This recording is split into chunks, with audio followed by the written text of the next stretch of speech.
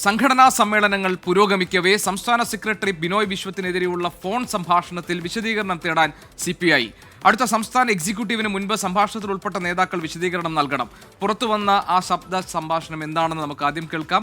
അതിനുശേഷം മറ്റ് പ്രതികരണങ്ങളിലേക്ക് പോകും.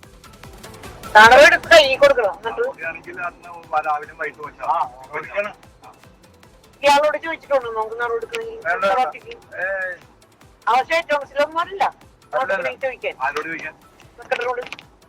സെക്രട്ടറിയോട് ഈ ബീനടുത്ത് പോയിട്ട് ബീനെ കൂട്ടി പോണ ആൾക്കാരൊക്കെ ഉണ്ടിട്ടാ.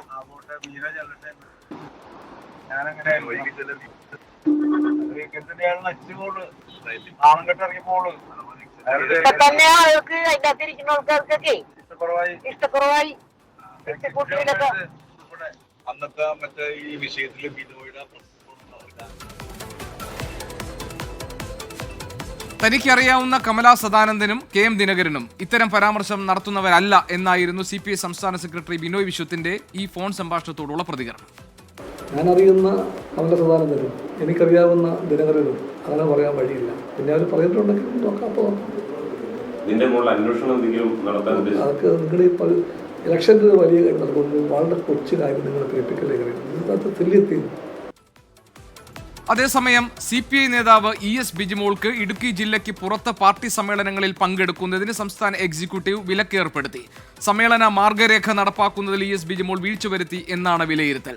R ശ്രീജിത്ത് തിരുവനന്തപുരത്ത് വിവരങ്ങൾ നൽകാനുണ്ട്. ശ്രീജിത്ത്, ഇതൊക്കെ ഒരു സില്ലി തിങ് ആണ് എന്ന് CPIയുടെ സംസ്ഥാന സെക്രട്ടറി പറയുമ്പോഴും CPIയുടെ സംസ്ഥാന എക്സിക്യൂട്ടീവ് അംഗവും CPIയുടെ എറണാകുളം ജില്ലാ സെക്രട്ടറിയും തമ്മിലുള്ള ശബ്ദ സന്ദേശത്തിലൂടെ പുറത്തു വന്നിരിക്കുന്നത് CPI സംസ്ഥാന സെക്രട്ടറി ആ സ്ഥാനത്തിന് യോഗ്യനല്ല എന്ന നിലയിലുള്ള പരാമർശങ്ങളാണ്. ഇത് CPIക്ക് അകത്തുള്ള ഒരു ആഭ്യന്തര കലാപത്തിന്റെ സൂചനയായി കാണേണ്ടതുണ്ടോ? പാർട്ടി ഇതിനെ എങ്ങനെ നേരിടാനാണ് ഉദ്ദേശിക്കുന്നത്?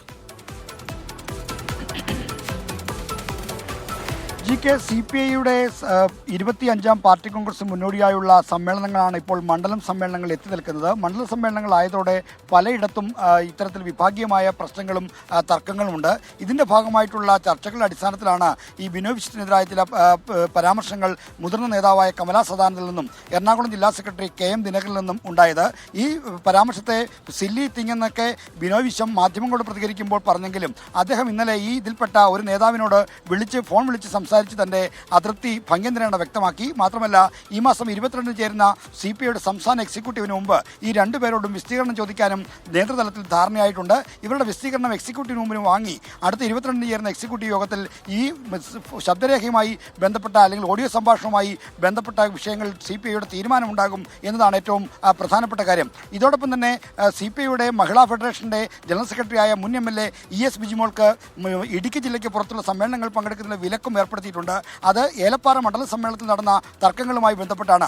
ഏലപ്പാറ മണ്ഡല സമ്മേളനത്തിൽ സെക്രട്ടറി തിരഞ്ഞെടുപ്പ് നടക്കുമ്പോൾ രണ്ട് പേരുകളാണ് ഉയർന്നു വന്നത്. ഒന്ന് NJ പേരും മറ്റൊന്ന് ബിജിമോളുടെ ഭർത്താവായ PJ റെജിയുടെ പേരും.